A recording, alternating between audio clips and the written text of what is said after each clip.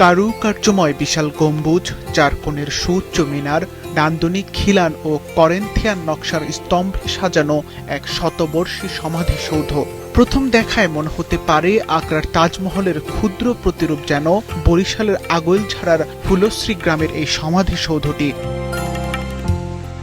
Mughal, Indo ইউরোপীয় ও উপনিবেশিক স্থাপত্য শৈলীর অপূর্ব সমন্বয়ে অনন্য এই স্থাপনাটি ১৯২৮ সালে নির্মাণ করেছিলেন চিকিৎসক ডাক্তার শ্রী শরৎচন্দ্র দাশগুপ্ত।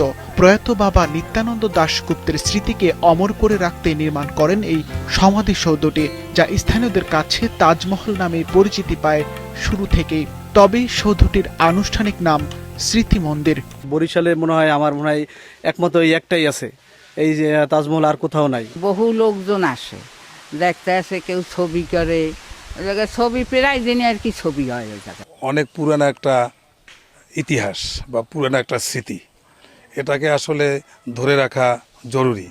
উঁচু বেদির উপর নির্মিত বর্গাকার এই সমাধিসৌধের কেন্দ্রে অষ্টাভুজাকৃতির খোলা মণ্ডপ, যা ৮টি রোমান করিন্থীয় শৈলীর সুউচ্চ স্তম্ভের উপর দাঁড়িয়ে আছে।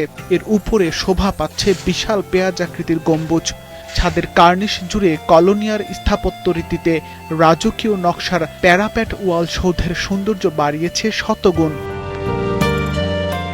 স্থাপনাটির চার কোণে দাঁড়িয়ে থাকা ৪টি মিনার ভিন্ন রাজকীয় অবয়ব দিয়েছে সৌধটিকে।